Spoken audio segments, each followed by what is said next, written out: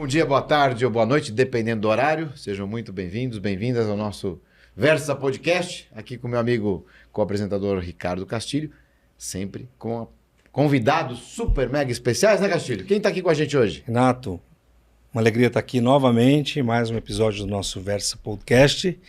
E hoje nós temos a alegria de receber aqui, em tempos de revolução tecnológica, cada dia uma coisa nova. Hoje a alegria de receber aqui Dr. Jorilson Rodrigues. Ele é perito da Polícia Federal na área de cibersegurança. Tem muita coisa para falar disso, sobretudo que eu tenho aqui o Papa do Direito Digital, então eu vou ficar muito mais aqui aprendendo e ouvindo do que fazer qualquer tipo de pergunta, né?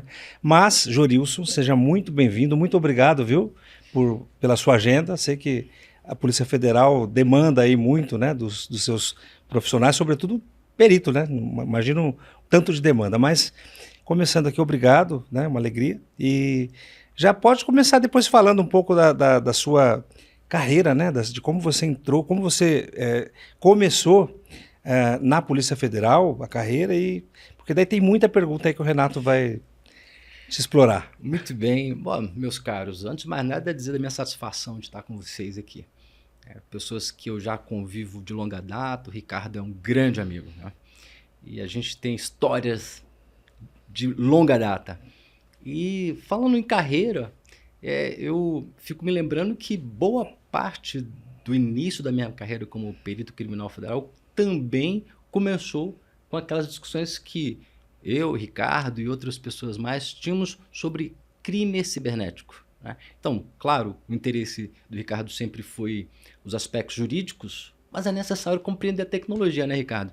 Não tem como você discutir crime cibernético sem compreender que há uma amálgama indissociável entre o direito e a tecnologia.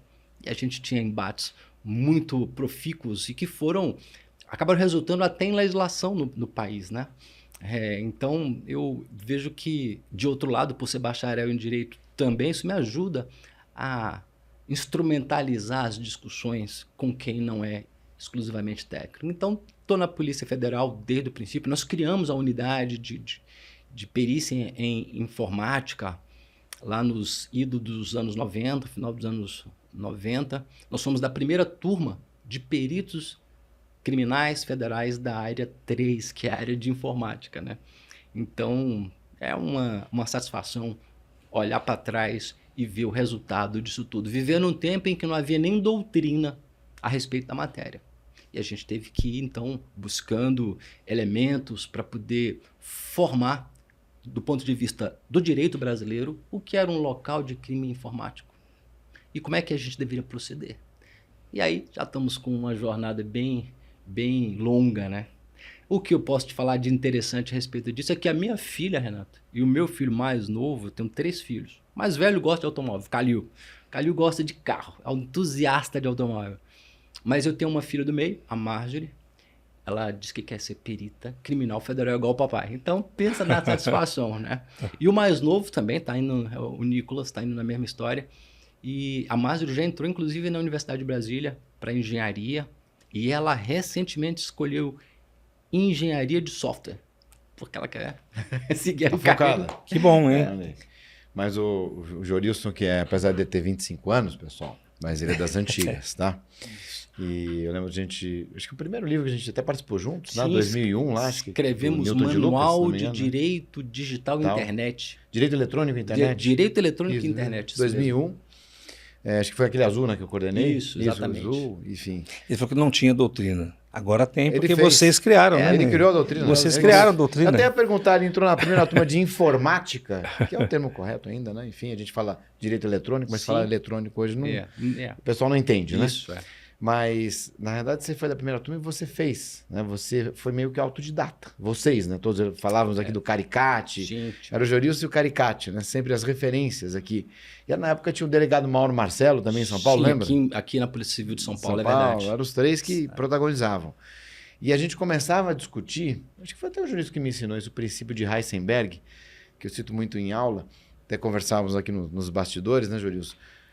Como é que funciona hoje? Hoje, a gente, ao contrário daquela época, hoje tudo tem um viés de uma perícia digital. Em todo lugar. Você falou do seu filho que gosta de carro, mas os carros são digitais também. Pega um acidente, vai ter um componente digital que não funcionou direito. Alguém que invadiu um sistema, já tem casos, né, dessa natureza. Enfim, você falou de local de crime. O que mudou, né, daquela época, 2001, para hoje, além da intensidade? Então, é claro que a própria tecnologia oferece os meios para evolução. Na medida que nós temos novas técnicas e novos sistemas funcionando, e aí os criminosos se valem também desses instrumentos para lançar suas ofensivas. Então, de lá para cá, nós temos muito mais, eu diria, profissionais da área de segurança que estão prontos para dar um combate. E antes havia essa dúvida de quem era o profissional de segurança da informação e quem era o perito criminal federal que atuava em casos em que o crime deixava vestígios. Hoje está muito claro, e eu gosto ainda de lembrar daquela circunstância de um caso, por exemplo, de roubar banco. Você não chama um especialista em roubar banco para verificar o que aconteceu.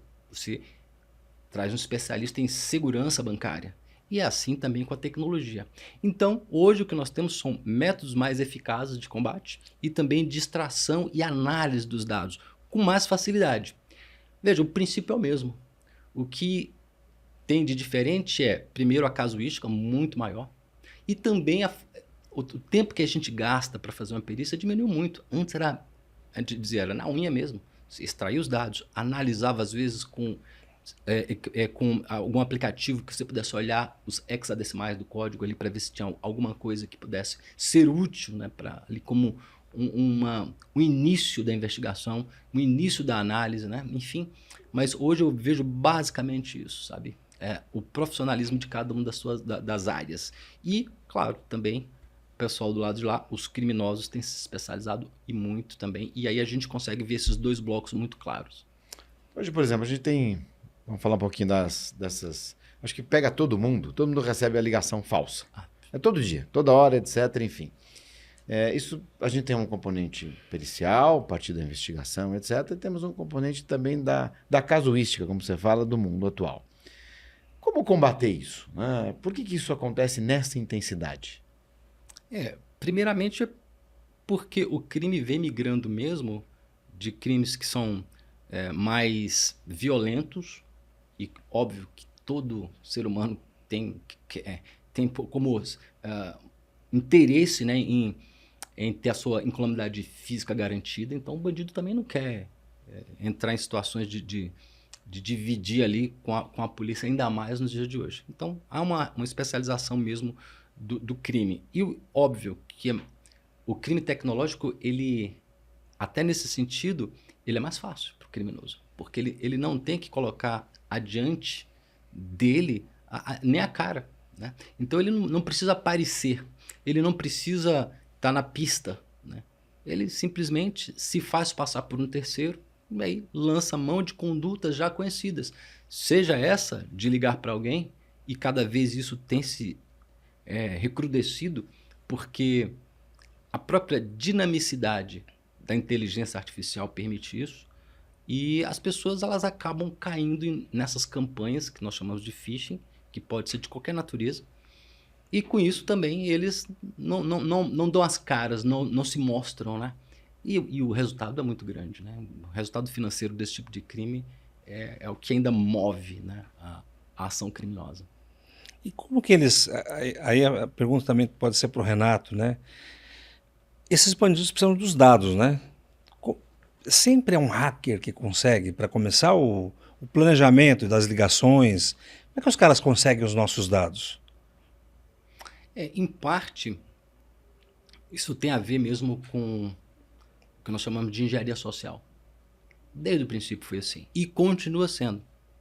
Porque o fio do novelo é necessário.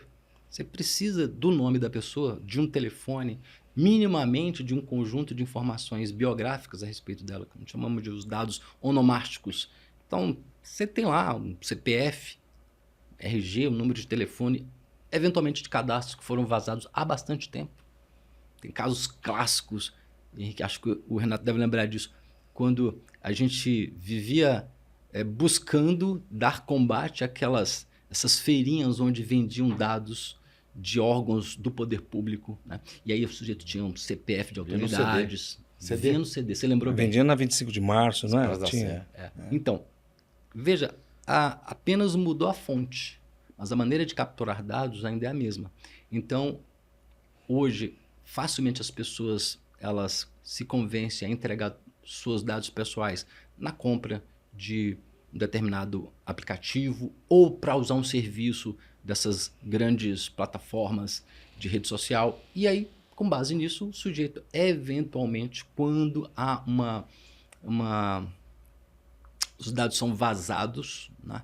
E aí o sujeito se aproveita disso e lança suas ofensivas. Devemos lembrar que, recentemente, nós tivemos 2 grandes casos dessas big techs que os dados dos seus clientes foram vazados internacionalmente, né? Sem contar aqueles outros discussões a respeito da obtenção de dados a partir da entrega de um aplicativo, né? Então, o sujeito deixa você usar um filtro, mas você precisa dizer onde você está, e qual é a sua localização, por exemplo, o seu telefone, né? E com isso, cada vez mais a gente é espremido, né? É colocado contra a parede para entregar as nossas informações e é a partir daí que os ataques vêm mesmo. Ô, Jurilson, fala um pouquinho da prova em si, né? Então, da perícia.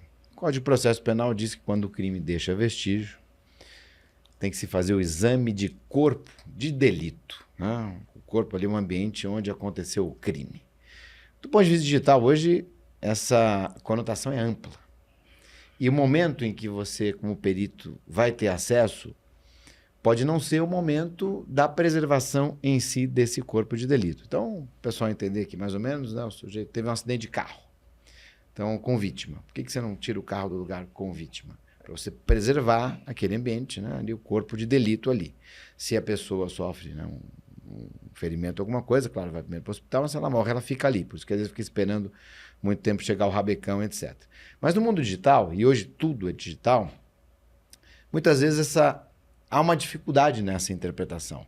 Então, mesmo nós advogados, como somos acionados, então vazou o dado, por exemplo, né? Nossa primeira preocupação é preservar por uma futura perícia. Verdade. Mas isso quando a gente está na técnica. E quando acontece no dia a dia, em que o sujeito não quer preservar, ele quer ver, quer extrair, quer olhar, desliga, o sujeito está correndo, joga no lago, no rio, enfim.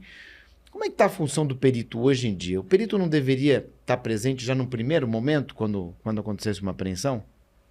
Olha, para te responder isso, eu preciso buscar as minhas fontes históricas de quando eu decidi ser perito. Renato, eu tinha mais ou menos uns 12 anos quando eu já entendia que eu queria ser perito criminal federal. Eu era um leitor constante das obras do Arthur Conan Doyle. Então eu gosto muito do Sherlock Holmes. E se você já leu algum desses contos, você repara que ele é o camarada que ele vai no local, ele obtém as informações, analisa, ou seja, ele tem um cabedal de informação científica que ele aplica, e dali ele tira os insights e chega a uma conclusão. Isso tem se especializado ao longo da história. Nós sabemos de casos clássicos que envolvem perícia, que o Júlio César teria feito a perícia, porque numa situação real, um sujeito chamado Plantio Silvanus teria supostamente defenestrado a esposa da janela. E ele foi lá. Ele foi lá, analisou, viu que havia uma ambiência que parecia de luta corporal, e então ele entendeu que o sujeito tinha de fato feito uma agressão. E então ele analisou o local, ele investigou, analisou, ele julgou e o sujeito foi para o cárcere do próprio império, né? Hoje não é mais assim. Então, agora nós estamos vivendo um momento em que a tecnologia nos força a ver com mais clareza onde estão as esferas, né? Onde estão as camadas, onde está a fronteira dos vestígios em tecnologia da informação. Eu costumo dizer, para explicar isso, que nós estamos diante de um problema dos 3 corpos. Não sei se vocês já assistiram lá o filme ou a série que trata disso. Muito interessante, mas quando se fala de 3 corpos, entre outras coisas, essa série está mostrando como é complexo lidar com esses corpos celestes, né, que tem massa e geram influência mútua. É assim na perícia. Então, o artigo do Código de Processo Penal fala de que, em havendo vestígio, é necessária a presença do perito. E hoje nós temos lá 3 figuras que devem aparecer para lidar com isso. Uma delas é o policial, o perito e o agente público. E aí nós estamos num debate para resolver algumas questões que são muito práticas. Mas eu digo que para resolver essa questão, que ela é recente, nós estamos falando da borda das discussões atuais a respeito do crime tecnológico. Então, claro, isso não está pronto ainda, né? Temos doutrina e daqui a pouco nós vamos reparar os primeiros julgados a respeito disso. Advogados, se preparem, né? Porque essa questão está na fronteira mesmo. Mas o ponto é, lembrem que esse artigo está no capítulo das perícias. Então, foi nesse capítulo que se inseriu o método pelo qual os elementos materiais, as evidências devem ser coletadas. Então, eu respondo a tua pergunta objetivamente dizendo que é necessário que, em havendo um vestígio digital, se estabeleça com muita clareza essa primazia da análise pericial. E aí eu te faço também uma indagação. Você, como advogado, como é que ficaria aquela situação em que o seu cliente está num local como esse, por exemplo, de um acidente de trânsito com vítima, e aí quem é que vai coletar as evidências? E o cidadão? O mundo hoje, então, acho que talvez seja esse o cerne, né, do debate que eu provoquei aqui. Então, hoje, qualquer coisa é digital. Aqui nós estamos aqui gravando isso em mídia digital, cartão de memória. Muito em breve iremos transmitir ao vivo também, né, Castilho? Sim. Mais uma evidência que vai ficar em cloud. Onde está esse cloud, quem gera, quem tem acesso, quem pode manipular, quem não pode. Quem é que preserva, agora indo na sua pergunta. Hoje nós temos aí sistemas, inclusive automatizados de preservação, comerciais. O Verifact, por exemplo, teve um julgado agora recente do STJ admitindo, né, o Verifact como ferramenta. Sim. Vou até aproveitar e fazer o link com o caso concreto. Então, o STJ também, meio do ano passado, nós tivemos, o Brasil teve aí 2 precedentes, que isso já foi alterado, mas de que o relator, de que o tribunal entendia que o WhatsApp Web não servia como evidência, pela fragilidade. E aí o questionamento que a gente faz é, quem é que pode atestar a fragilidade de um sistema? E essa fragilidade em si, ela é capaz de você afastar o meio de prova? Não é porque aquilo pode estar sujeito a uma alteração que você não vai usar. Tem que ver se foi feita a alteração. Nesses 2 casos, o STJ, a indagação nossa, inclusive em sala de aula, era o seguinte, mas o que disse a perícia? E quais foram os quesitos? Porque uma coisa é o poder, outra coisa é aconteceu ou não aconteceu e quais seriam as hipóteses disso poder ter acontecido ou não. E aí o magistrado vai fazer o seu juízo de valor. Então hoje, quando a gente fala em preservação de evidências, e aí as coisas se misturam. Porque tudo é digital. Então, vem o policial, vem a vítima, vem o advogado, vem o operador do sistema. O próprio cidadão. Vem o controlador, o operador, o próprio cidadão. Todo mundo tem acesso a isso. Então, quando, do ponto de vista da maturidade da evidência, chega um caso para mim, a primeira questão que a gente vai colocar dentro da análise do cenário, porque caiu o sistema todo, por exemplo, e a empresa precisa voltar a operar rapidamente. O meu sonho técnico seria, olha, vamos deixar o ambiente mais preservado possível ou já extrair, fazer o mais rápido possível a preservação dessa evidência, muitas vezes até judicial. Mas às vezes não dá tempo, às vezes a empresa precisa voltar. Sim. E na balança, o prejuízo é menor, você pode até ter uma perda de evidência menor do que você atrasar um pouco esse restabelecimento desses sistemas. Então, isso é um complicador que a gente tem hoje. Eu coloquei esse caso do STJ, Castilho, porque você tem hoje ferramentas e argumentos para você questionar a ausência da perícia, a ausência da preservação adequada. Então, nós mudamos, o direito não se atualizou nesse ponto, né? No momento em que o digital se incorporou e a maior parte dos crimes hoje talvez sejam digitais, nós deveríamos ter, então, instrumentos imediatos, em tempo real, para já fazer essa perícia. Então, talvez o perito já trabalhar junto com o policial no momento da apreensão do celular, ele já adota aquelas medidas específicas, já preserva, já extrai, e não esperar. Porque tem aquela questão do tempo. Eu vou esperar, a prova vai perecer. Verdade. Como é que fica esse? Esse é um grande desafio que a gente tem hoje. É que nas discussões judiciais não se chegou ainda a essa profundidade no dia a dia. Existem alguns processos Eu acho que não discute, demora, né? viu, Renato? Renato, Ricardo, eu acho que é muito bom esse tipo de diálogo que a gente está tendo, porque nós somos, antes de mais nada, cidadãos. E aí eu lhe pergunto o seguinte, para a gente continuar a nossa reflexão. Quando um outro tipo de crime deixa vestígio, exemplo de um crime de morte violenta, porque esse causa um clamor social, quem é que deve, ao chegar no local, tomar providências? Vejam se não são atores semelhantes a esse que você mencionou. Tem um policial, talvez o policial militar, que aqui no Brasil é quem chega primeiro na ocorrência. E aí o que ele deve fazer? Ele já deve lançar a mão de uma verificação para ver se tem DNA, se tem fluidos corporais ali, se tem um projetil, se tem uma arma do crime, ou ele deve preservar? E quais são as técnicas que ele deve utilizar para preservar um local de morte violenta? Esse ponto ele já está bem discutido porque morte violenta é um crime antigo, né? Nós temos aí Código Penal de 1940 e já falava do homicídio. E aí eu lhe pergunto também, para que a gente ache uma solução boa para isso, é que se esse crime deixa vestígios e nós temos técnicas para arrecadar, por exemplo, DNA, nós temos que agora observar de outro ponto de vista, que é, bom, o perito que chega, ele vai chegar com a rapidez necessária? E é possível que essas provas se percam? É possível que alguém plante uma prova? A gente não pode colocar o DNA de terceiros ali para incriminar outros? E aí eu trago isso para a nossa discussão quanto às evidências digitais. Qual é a diferença?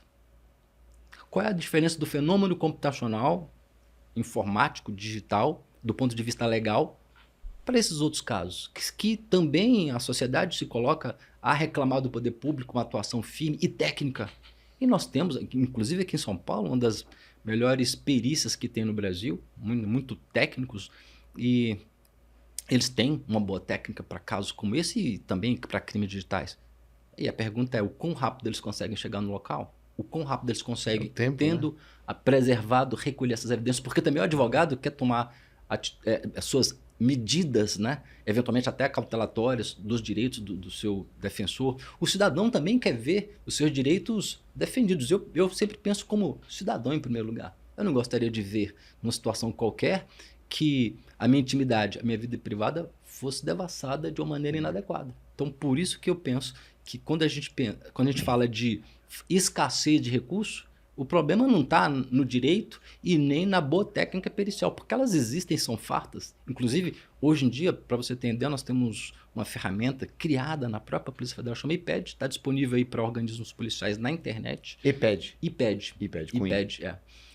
Então, é uma ferramenta que ela, certamente, se tivesse no mercado, custaria milhões. Ela é comparável com as melhores do mercado. Países da Europa usam a ferramenta, paralelamente às demais comerciais que eles usam, mas hoje nós usamos intensivamente. Foi desenvolvida por um colega, inclusive, chamado Luiz Nassif, que era aqui de São Paulo, está lá em Brasília conosco. E aí eu lhe digo o seguinte, essa técnica ela é suficiente para proteger e para extrair os dados, né? Então, há um conjunto de passos a serem realizados até a extração dos dados, tendo uma vez sido preservados. Mas quando você começa a extrair os dados, quando você começa a lidar com esses elementos tecnológicos, você efetivamente já está tomando atitudes. Então, eu lhe digo que nós estamos com aquela situação clássica de outrora, que é uma demanda por recursos, sejam materiais, sejam humanos. Então, a rapidez depende disso. Vou fazer uma pergunta aqui, duas técnicas, Castilho. Qualquer dispositivo hoje pode ser, por mais bloqueio que tenha, ou criptografia que tenha, ele pode ser acessado? Você consegue quebrar isso? Então, meu pai sempre dizia assim, meu falecido pai dizia, Dr. Jobs, aliás, advogado também, viu? Um grande advogado lá em Brasília. Um abraço para ele. Eu estava dizendo, meu pai, ele falecido, né, em 2015, é uma pena, grande advogado, mas a gente discutia assim, ele falava, mas vocês falam das técnicas na televisão, deixa público, aí o bandido vai fazer, ele ficava chateado com isso. Então, o que eu posso te dizer é, existem técnicas para arrecadar evidências e demonstrar onde estão os vestígios de sua natureza. E elas variam de acordo com a própria tecnologia empregada para o cometimento do crime. Então, não há uma resposta pronta do tipo, sempre é possível, em todas as circunstâncias, arrecadar evidências com todo o grau de inteireza que se espera. Mas as técnicas utilizadas, elas são suficientes para que o Estado dê uma boa resposta e haja com firmeza diante dos crimes digitais, dos crimes cibernéticos, e eu digo ainda mais, do ciberterrorismo, que é uma das questões que estão aí nos desafiando ultimamente, né? Eu lembro daquele caso na Califórnia, né, de terrorismo, em que foi apreendido um iPhone, se não me engano, com o terrorista, né? E houve uma ordem judicial para a Apple quebrar. Verdade. E a Apple disse que não podia, não conseguia, não lembro qual foi a justificativa. E no final, uma empresa israelense, se não me engano, foi a Celebrite, se não me engano, né, acabou quebrando aquele dispositivo. Curioso isso. Então, o fabricante não quebra, você tem uma ferramenta que quebra, enfim, essas ferramentas mudam muito, né, também. Então, esses fatos supervenientes, eles já demonstram com mais clareza onde nós estamos. Então, existem grupos que estão investigando por conta própria e descobrindo fragilidades e se aproveitando disso e ficando calados, ou porque trabalham em organismos de inteligência, né? Ou porque o interesse dele é cometer crimes. Então, temos aí duas grandes vertentes de atuação. Agora, nós podemos especular com base nos elementos do noticiário que nem todo mundo fala das suas facilidades, né? E cada um por motivos diversos. Então, os fabricantes não falam de questões como essa por uma questão de ter receio, né, quanto à confiabilidade do que eles estão fazendo em relação aos nossos dados. Porque você imagina se claramente o fabricante de qualquer produto desses, nós soubéssemos que ele pode aqui ingressar com facilidade nos nossos equipamentos, né? Aquela sensação mesmo de insegurança aumenta. Mas também nós não podemos ser ingênuos de achar que não há técnicas, né, para que seja possível obter informações que nós chamamos de dado negado, né? Então, cabe a cada um aí, no seu dia a dia, saber o quanto que ele vai passar ali de informações sigilosas ou até informações que diz respeito à sua vida privada, à sua intimidade. Ô, Jorilson, você pode falar de algum caso emblemático, né, que você tenha vivido, que talvez seja público, que a gente possa, dentro dessa nossa reflexão aqui, né, quando o Renato falou assim, pode, eu acho que, assim, quebrar, não sei se eles quebram, mas assim, que os golpes e o crime está se sofisticando, está se ampliando cada vez mais, isso a gente está assistindo. Agora, com a IA, ele deve se sofisticar ainda mais, né? Então, como você falou, a gente não pode imaginar que não existam técnicas, né, para poder, que é o trabalho da perícia. A gente confia muito, mas também a gente sempre tem uma preocupação de estar sendo espionado, de estar sendo, enfim, alguém invadir. Popularizou muito, né, esses crimes de toda a natureza. A gente está falando aqui o Renato falou comparou, né, um acidente, uma morte com um crime de software. Acho que sempre tem vestígio. Se modifica o ambiente, né, a preservação da prova, vestígio vai ficar, né? Então, entendi que o Jorilson disse é que tem métodos para identificar isso também. Mas tem algum caso que você possa trazer para nós aqui como a contar para nós mesmo? Então, eu tenho vários casos, né? E, claro, os casos que são mais recentes, a gente evita, né? Porque a ideia aqui é muito mais ser didático e pedagógico. Mas eu vejo que, ultimamente, o crime organizado tem mais interesse naquilo que é mais lucrativo.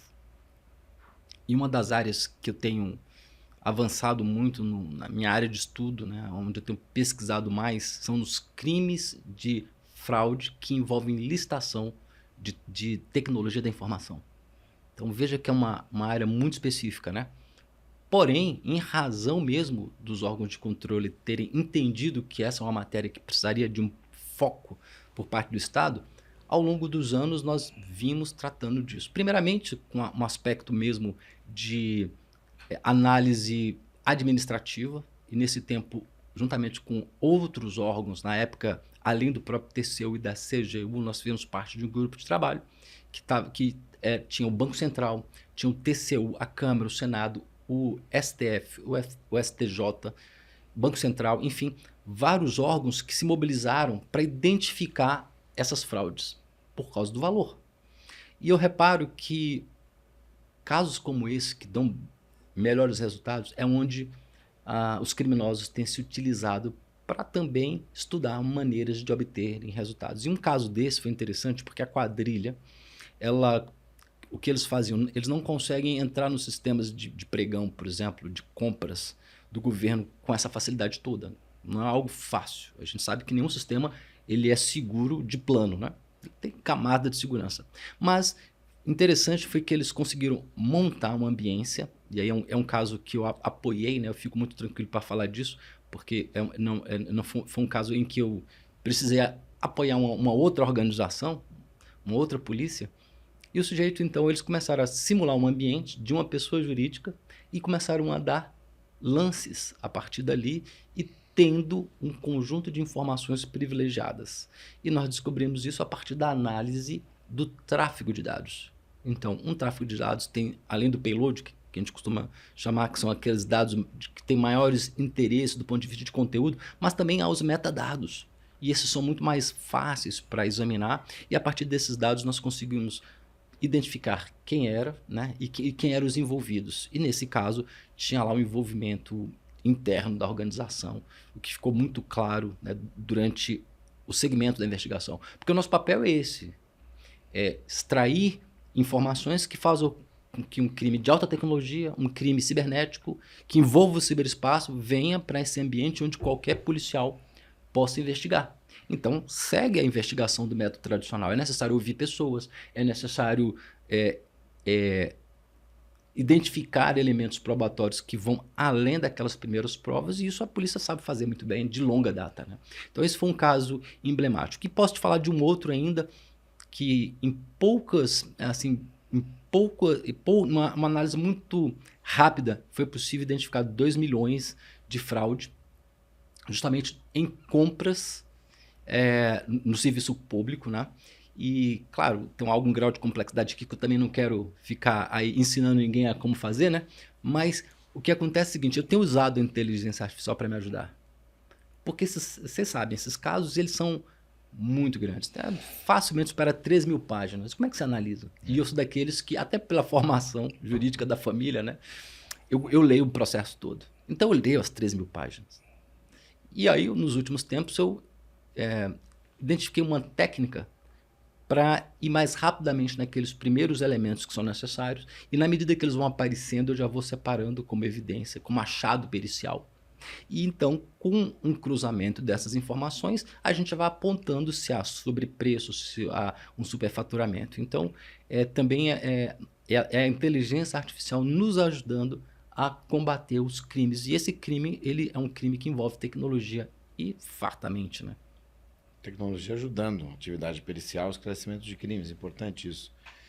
Jolilson, eu lembro que a gente discutia muito a lei de interceptação telefônica na época, depois a telemática, especialmente o artigo 10 da 9296, que tinha até um parágrafo, se não me engano, que falava de violação de segredo de justiça, enfim. Mas hoje, fato que hoje as ligações telefônicas já quase não existem mais, né? Isso é muito raro, a ligação por onda.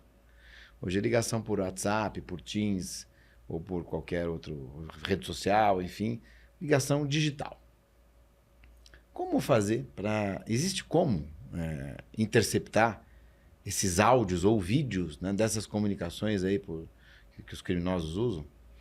Então, falando abstratamente sobre isso, mas isso tem a ver com nossa área de estudo, sempre que alguém conseguir obter um conjunto de informações suficientes para ingressar no computador ou num dispositivo tecnológico de quem quer que seja, ele pode lançar mão dessas informações para abrir um canal de extração de informações que lhe interessam, inclusive informações que estejam acontecendo ali. No nosso caso especificamente, sempre que isso é possível de acontecer e quando ocorre é com ordem judicial, ou seja, a gente tem mais facilidade nesse sentido, porque um juiz, ao decretar que seja feita a interceptação, nós temos um conjunto de elementos técnicos para fazê-la, né? E a facilidade de fazer isso vai depender, claro, de que tipo de equipamento que a gente está falando. Tem equipamentos de fabricantes que são mais complexos, enquanto que outros têm lá uma certa facilidade. E, eventualmente, também há uma mudança ao longo do tempo de facilidade de um para outro, né? Então, quando tem uma tecnologia sendo lançada, imediatamente a tendência é que ele seja mais seguro. Eu me lembro de fui dar uma palestra num fabricante de equipamentos celulares. E eles estavam mostrando a robustez ali da segurança, o quanto que essa nova sistemática era segura, enfim. Em parte, também, o mote da campanha de segurança deles estava relacionado justamente com esse interesse que as pessoas têm de anonimidade. Porém, o interesse do Estado não é na anonimidade, é na proteção dos dados pessoais, da vida privada, né, intimidade das pessoas. Então, é nesse sentido que esse caso concreto ficou demonstrado que se uma autoridade judicial determinar, aí sim é possível você lançar mão de técnicas para obter essas informações. No dia a dia, isso não acontece assim com tanta facilidade. Você pode ver como cidadão comum mesmo, a gente não tem essa facilidade de interceptar dados, né? Agora, os criminosos ficam lá, eles têm tempo muito mais do que nós, está envolvido com tantas questões, né? Nós temos outras responsabilidades e eles não estão com tempo estudando, e aí eles podem eventualmente também lançar mão a partir dessas campanhas de phishing. O cuidado que a gente quer mesmo que todo mundo tenha é com as campanhas de phishing. As pessoas caem, elas permitem que determinados aplicativos ou parte de aplicativos sejam instalados nos seus equipamentos, porque elas saem dando sim para tudo, clicando em tudo quanto é link, né? E cada vez mais essas campanhas elas estão muito mais sofisticadas, né? Então é nesse sentido que nós concretamente atuamos, né? Já teve algum caso em que você foi autorizado por ordem judicial para você poder acessar um ambiente e invadir um sistema, um dispositivo para poder pegar evidência? Porque é uma tese que eu defendo, inclusive. Sim. A ordem judicial pode permitir que você encaminhe um cavalo de Troia, por exemplo, para alguém na investigação e obter acesso ali e fazer a preservação e a perícia. E, em geral, quando o juiz autoriza, ele não diz os meios. Ele só afasta, né, o direito ao sigilo, né, do indivíduo, e aí ele determina com muita clareza quem são as pessoas envolvidas ou quem é a pessoa envolvida, e a partir daí nós usamos as mais diversas técnicas, e depende do caso. Eu me lembro, Renato, falando em lembranças, né, que os primeiros mandados de busca e apreensão em casos como esse eram interessantes porque ainda eram terras sem uma conformidade legal, do ponto de vista doutrinário, né? Os juízes ainda não tinham muita clareza como é que deveria ser uma busca e apreensão para arrecadar dados. Então, nós pensávamos tecnicamente que o melhor era, tendo descoberto a origem, o foco era identificar quem era a pessoa. E, no mais das vezes, o foco que um provedor informava ali não era a residência ou local de trabalho de alguém. E aí, naquela época, a gente conseguia vários mandados, pasmem, de ir no local, o provedor, obter informação, identificar quem é o sujeito e já, ato contínuo, poder fazer uma busca e apreensão. Hoje, isso é impensável, né? Mas na época não era só uma questão... Claro, tinha uma questão de integridade também, uma questão do modo como nós sempre trabalhamos, né? Mas eu entendo que os tempos são outros, a agilidade demora, né? A gente teria menos agilidade, demoraria mais o processo, mas é assim, a gente vai no local, arrecada essas evidências e a partir daí lança uma segunda ofensiva. Então é nesse sentido que as informações são extraídas, né? Ainda hoje se clona mais ou se apreende mais? Pois é, essa discussão ela também já perpassou outros momentos, né? Hoje eu vejo que há um princípio da melhor prova. E a melhor prova ela vai depender de caso a caso. A melhor evidência é aquela de um caso concreto. Então, quando você está no local de busca e apreensão e percebe-se que é um caso mais tecnicamente comum, então é possível você arrecadar apenas uma parte. Eventualmente, se for um caso que tem suas especificidades, você pode arrecadar apenas os dados também, né? E há técnicas para isso. Então, varia de caso para caso. Eu me lembro que as pessoas diziam assim, mas você vai arrecadar, por exemplo, uma impressora? Depende do caso. E se for um caso de falsidade de papel moeda, que ainda existem, tá? Ainda tem gente falsificando papel e moeda nesse país. você precisa de uma impressora, né, para fazer uma comparação e eventualmente encontrar quem é o suspeito, né, e até mesmo identificar a dinâmica dos fatos. Agora, tem um outro problema técnico também. Se tiver um equipamento que é muito específico, se parte dele não é apreendido, quando chega no laboratório, como é que a gente faz? Pode ser um cabo, pode ser um adaptador, pode ser um cabo de energia, por exemplo. Então, no mais das vezes, nós temos uma casuística muito clara. Por quê? Porque os equipamentos são padronizados. A gente arrecada aquilo que a gente encontra na rua. E basta você ver o que as pessoas têm, né? As pessoas são essas. As pessoas que cometem crimes são essas que a gente conhece por aí. E elas estão usando esses equipamentos que todo mundo usa. Porém, tem aqueles que são mais especializados. Eu tenho uma dúvida que é simples, não é dessa natureza, mas acredito que seja uma dúvida de muitos também que estão nos vendo. Por exemplo, as pessoas hoje colocam câmeras escondidas, tentam... Essas provas, elas são válidas? Prova, que a gente fala de prova... É uma prova produzida, né? Ela foi armada, aquela... Como é que chama isso no direito? Preparada. Preparada.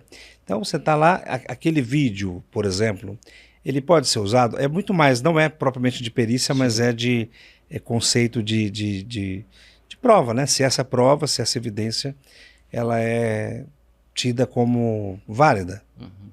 Então, o que a gente, justamente por ser uma questão legal, né? A gente repara que juízes tratam disso de maneira diferente. Se for uma questão com relação à polícia, certamente que é mais fácil dela ser afastada, né? A polícia arrecadar evidências de maneira ilegítima sempre, mais das vezes a decisão é pelo afastamento, né? Em geral também são autos apartados, então facilmente elas são provas que têm uma determinação judicial para serem destruídas. Mas você pode imaginar que há pessoas, há cidadãos que podem ter cometido esse tipo de ilegalidade. E aí o juiz é quem vai decidir o quanto que aquela prova tem valor, considerando o bem jurídico que está sendo tutelado. Me lembro que sempre falam assim em caso de sequestro, né? Então, caso de sequestro, será que a prova vale? Será que você deixa... São aquelas questões filosóficas, né? Será que você deixa de analisar uma prova que pode elucidar um caso e até salvar alguém que está, né, sobre o aprisionamento de terceiro, em cárcere privado? E aí é uma questão judicial. E quando é um cidadão contra outro, no mais das vezes, aquele vídeo, aquele elemento, seja uma conversa, né, que foi gravada sem autorização ou sem a participação de um dos interlocutores, né? Então, nesse caso, o próprio elemento, ele é um vestígio do crime que aconteceu. E aí como é que o juiz vai mandar destruir? Então, se tem uma câmera gravando no lugar onde não devia, eventualmente, né? E hoje em dia, cada vez isso é menos possível, porque já tem um aviso em tudo quanto é lugar. Eu me lembro que a gente discutia isso há pouco tempo atrás, e a gente tinha que ficar explicando para as pessoas que em determinada circunstância, se houvesse o aviso ali e tal, posto de combustível, elevador e outros lugares assim, então o juiz já estava admitindo o vídeo. Hoje em dia, tudo quanto é lugar tem vídeo. Eu me lembro também que eu não gostava, e ainda não gosto muito, né, por conta da minha própria profissão. E, claro, hoje em dia as coisas têm mudado muito, né, em razão do cargo que eu tenho ocupado, mas eu nunca gostei de ficar me identificando em academia. Você vai numa academia, você vai num prédio, você tem que botar seu rosto ali. Por mais que a gente tenha a lei de proteção de dados, a gente não sabe como é que as pessoas estão protegendo os nossos dados. E aí eu sei que eu fui vencido quanto a isso, né? Não tem como você evitar de que alguém tire uma foto e eventualmente até as suas impressões digitais. É um assunto que eu tenho estudado muito, aliás, que é a questão das biometrias, né? Até por força do tipo de atividade que a gente faz. E eu particularmente sempre defendi que a gente deve obter o mínimo possível, né? Eu sou partidário do direito penal mínimo e também da obtenção de informação o mínimo possível. E há técnicas para se fazer esse trato das informações de maneira que não produza efeitos colaterais, né? Você pode, em vez de mandar em texto plano, por exemplo, imagens entre um sistema e outro, entre uma sede e uma filial, você pode mandar um vetor de informação que corresponda à informação original com um token de confiança em relação àquele dado. Então, numa empresa é possível que você tenha funcionários entrando na sede, em outras filiais, com mais segurança do que transmitir dados, né, de maneira aberta, para que haja essa possibilidade de entrar e sair de pessoas. Né? Tocando nesse assunto, e agora acho que é bem atual mesmo. Falando, Castilho provocou a questão das câmeras, e você falou da biometria. Agora, com a inteligência artificial, é possível a criação de cenários, de imagens, de autenticações fakes, falsas. Né? Tá tudo muito próximo. Então, podemos ter cenários em que a pessoa foi lá, apareceu na câmera e não era. Você faz o vídeo. Né? A mesma inteligência artificial, você encontra, ela faz uma busca em alguma ferramenta. Vamos usar um exemplo interessante aqui, a primeira discussão que teve, aliás, até aqui no estado de São Paulo, foi no Brasil, inclusive. Então, o sujeito procurou o seu nome lá na IA e aparece ele como... Ele investigava crimes de assédio sexual e apareceu ele como sendo autor de crimes de assédio. Então, portanto, aí tem calúnia, tem difamação em cima disso, enfim. Como seria possível... Como que uma perícia pode identificar como aquela informação foi parar naquele modelo de IA? Até para identificar se houve dolo ou culpa. E se é que é ou não métodos de você injetar esse tipo de informação. Então, em síntese, né, Jorilson? Hoje a gente tem um cenário tecnológico que você pode criar coisas e fica muito difícil de você identificar a origem daquela criação. Até porque os modelos de IA eles fazem isso automaticamente. Como é que vocês estão discutindo isso? Como é que você vê esse cenário de fazer perícia em modelos de IA? Veja que eu gosto sempre da história, né? A história nos ajuda a resolver os problemas. Estava conversando com o pessoal da produção ainda há pouco e quando eu me debruço sobre essas questões novas, eu sempre gosto de analisar como é que outros povos resolveram questões que eram complexas. Então, se você observar os impérios, ou mesmo o berço da civilização, essas questões elas apareciam de outras maneiras, até de maneira indireta quanto ao que a gente está discutindo, mas elas apareciam. Né? Então, veja que na história da República, a ideia de identificação era algo relevante, de um selo era relevante, uma autoridade precisava demonstrar que ela era ela mesma, e tinha uma outra preocupação, de transmitir informação de parte do exército para outro sem que houvesse uma interceptação.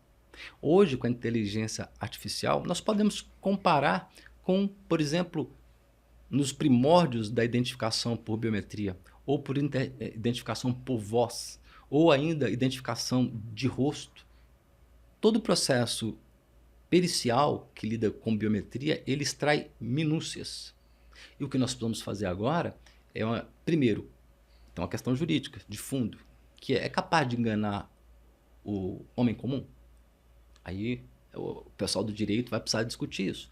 Aquilo que a gente está vendo é capaz de enganar o homem comum? Já é, né? Sem dúvida. Fraudes, voz principalmente, né? A pessoa recebe a voz de alguém da família. O Pelé falando aí, no caso do Neymar, é a voz dele, não tem como... Isso. Não agora, imaginar.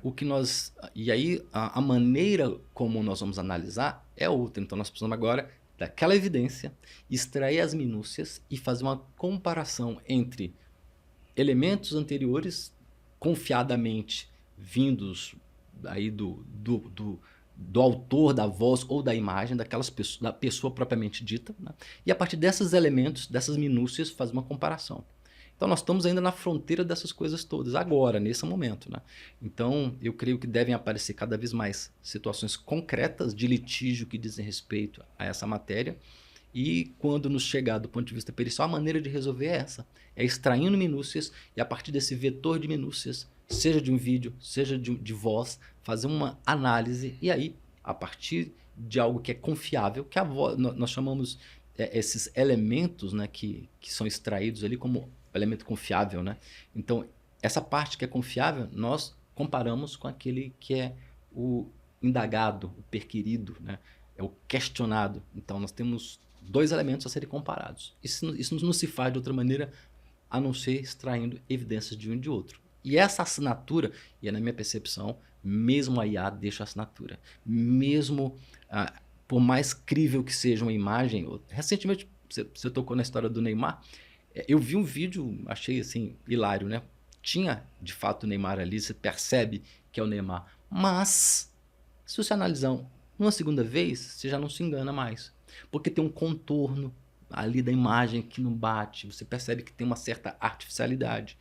E eu tô vendo que isso tá indo mais para um lado dos memes mesmo, do que como há poucos meses atrás as pessoas ficavam revoltadas porque tinha uma imagem, porque tinha, enfim, uma circunstância que estava atrapalhando ali as suas relações. Eu penso que logo isso, a gente deve ir para um outro mundo aí que não é dessa...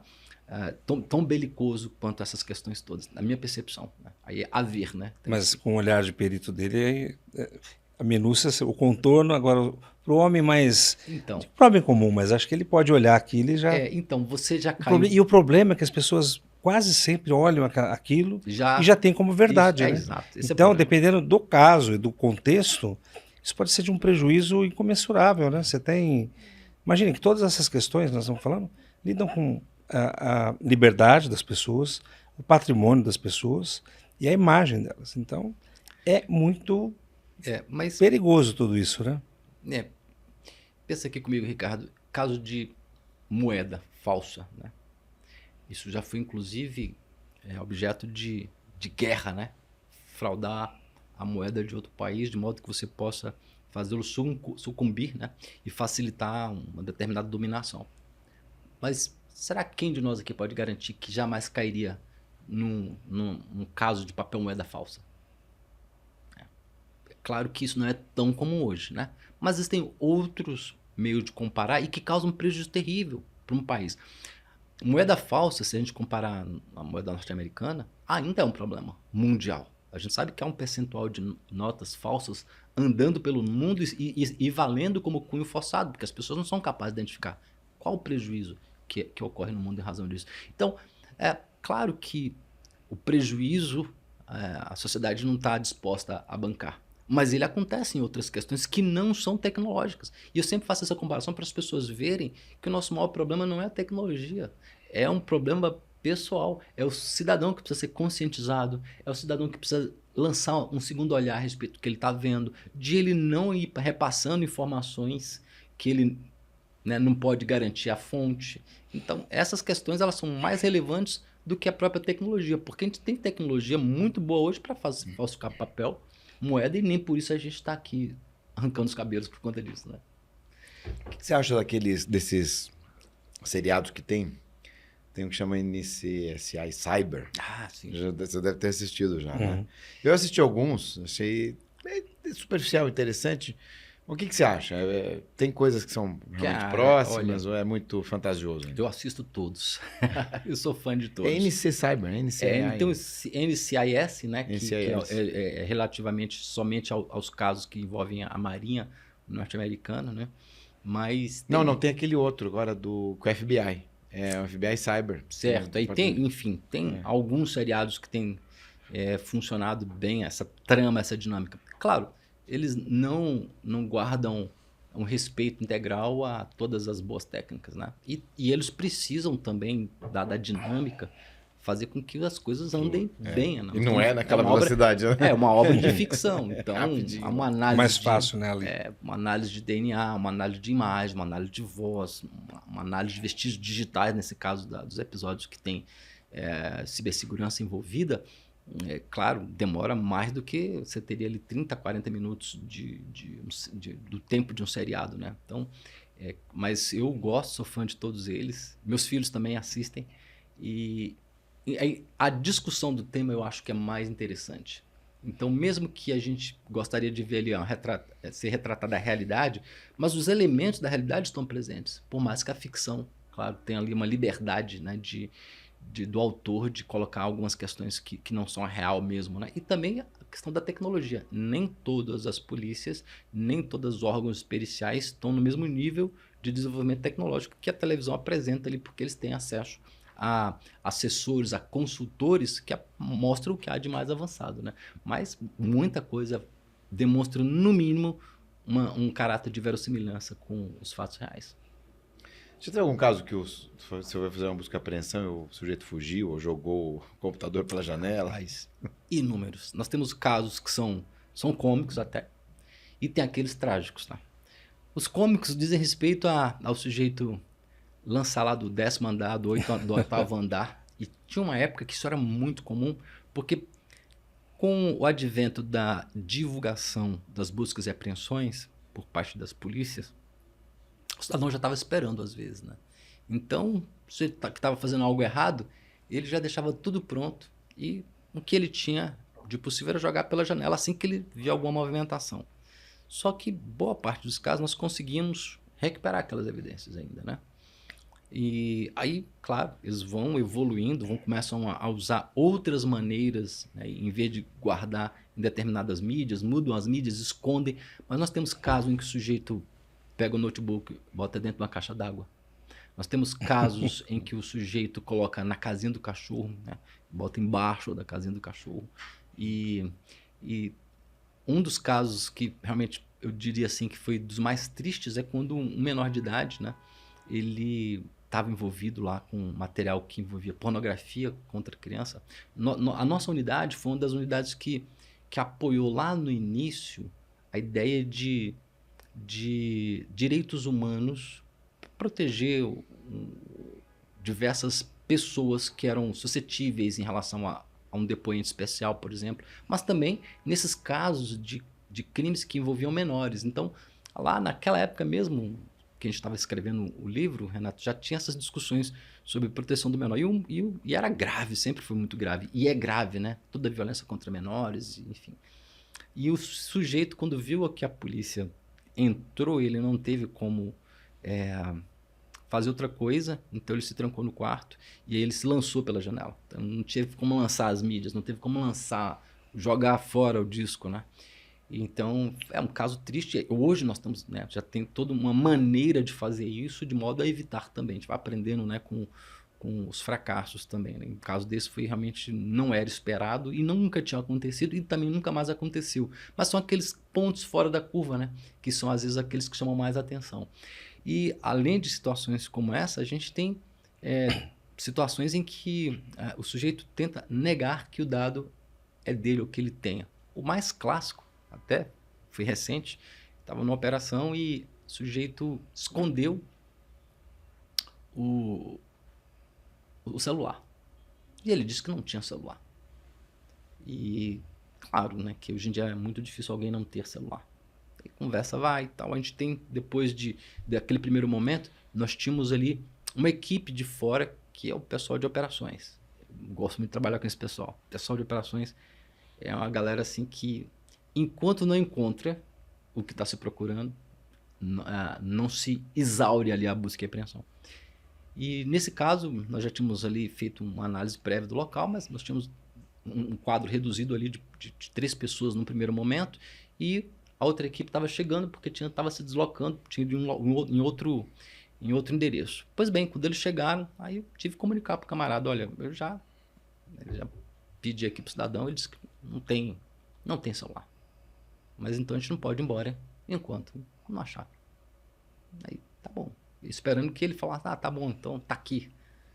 Aí não precisou, mas não deu 10 minutos, né? Porque com mais gente, aí você faz aquela análise minuciosa. E aí essa equipe é boa. E assim, se houver evidências, elas serão encontradas. Eu já tinha colocado num lugar assim, totalmente aleatório. Eu já vi de tudo, né? O sujeito colocar dentro de planta, né? Em vaso. E estava justamente num lugar desse, assim. Ele achava assim que ninguém nunca ia olhar. Muito pequena, uma plantinha pequena ali, né? Tava ali, enfim. Então são casos muito raros de acontecer, porque a gente sempre busca chegar a tempo de arrecadar as evidências de maneira adequada, né?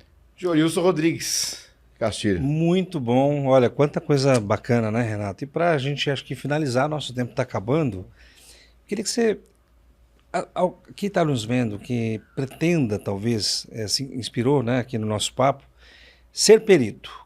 O que você deixa como mensagem para quem deseja seguir nessa profissão? Então, tem alguém que quer ser perito, que é minha filha, eu tenho Pois é, você falou como exemplo a sua filha. Tem né? dado certo o que eu tenho falado para ela.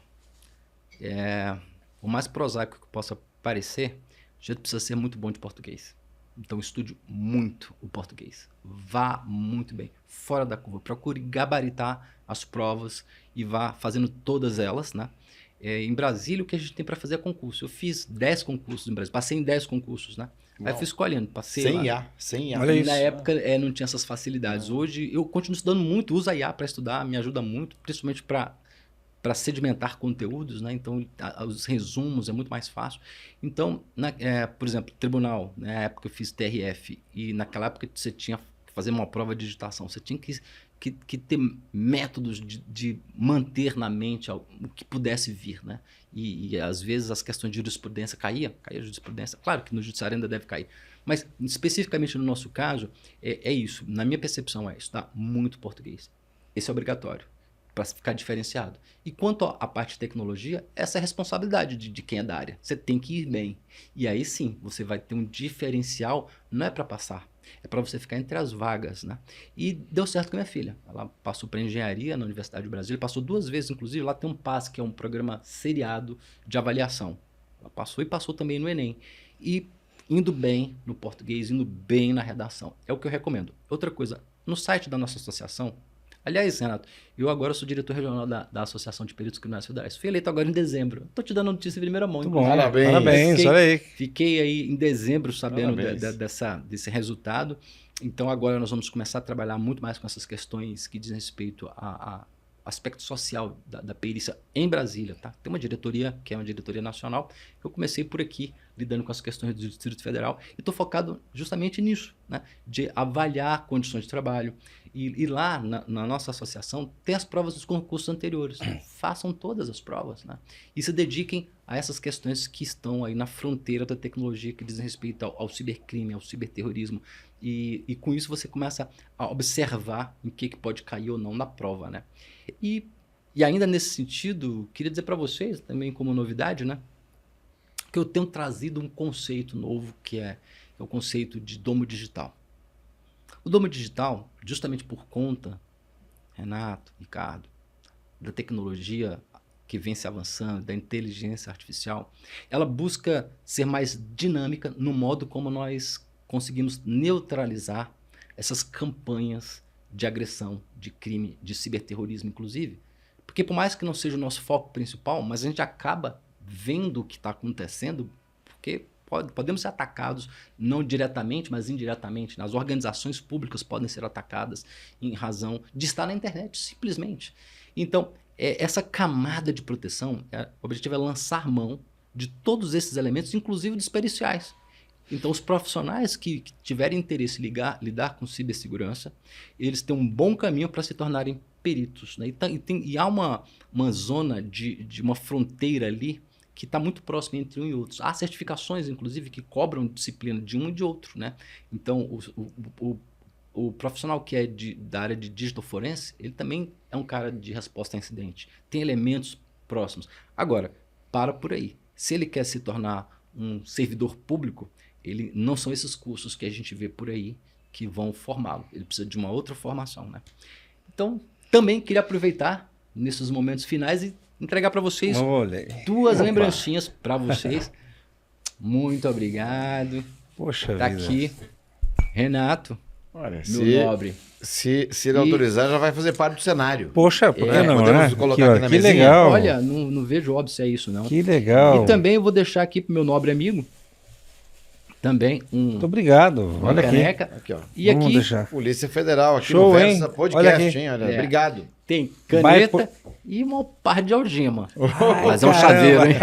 Que Aí vocês legal. podem depois Poxa vida. fazer um sorteio com a equipe aí da produção. Legal, né? legal. Que eu acho que também talvez se interessem por E isso. vou aproveitar para finalizar, para mostrar um dispositivo novo aqui, depois a gente até evolui. Isso aqui chama Plod, não sei se você já ouviu falar, nada de um gravadorzinho, né?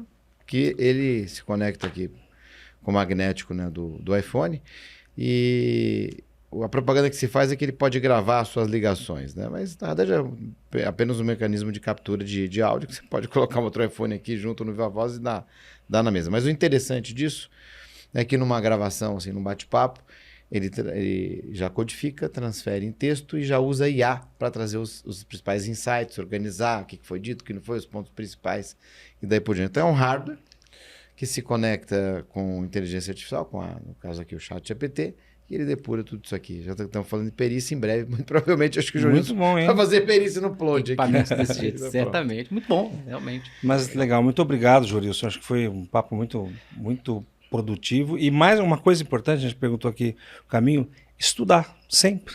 Sempre a educação, aqui do português, né? Mas não só para perícia. Acho que todo o caminho... acho que é importante estudar, decidir o que vai fazer e a partir dali, se quiser fazer um concurso, né? Antes disso tem que estudar muito, então é isso. Muito obrigado, viu? Muito obrigado pelo... nunca imaginei ter uma caneca da Polícia Federal. Vai ficar aqui agora, né? Legal. Muito bem. Eu que agradeço a vocês imensamente, dizer da minha satisfação, né? E sucesso, né? Porque o Renato é esse camarada que ele é multidisciplinar, multitarefa, né? Já escrevemos livros juntos. Ele está sempre militando nas grandes questões do direito digital, do direito cibernético. E agora, um podcast que é uma das ferramentas mais bacanas que se tem de transmitir rapidamente conteúdo e até de ensinar as pessoas, né? Eu gosto muito dessa área de educação, eu tenho focado muito nisso, né? E acho que o podcast é uma ótima ideia do Castilho. Solução. Muito bem, Castilho. Parabéns. Que só funcionou porque ele está aqui. Ó. Olha aí. É isso. Tamo juntos. O Marcelo que está aqui agora dando esse upgrade pra gente. Marcelo e a Ju, né? Produção, né? Enfim, pessoal, obrigado mais uma vez. Até o próximo Versa Podcast. Fiquem bem, fiquem com Deus. Jorilson, obrigado. Avante, avante.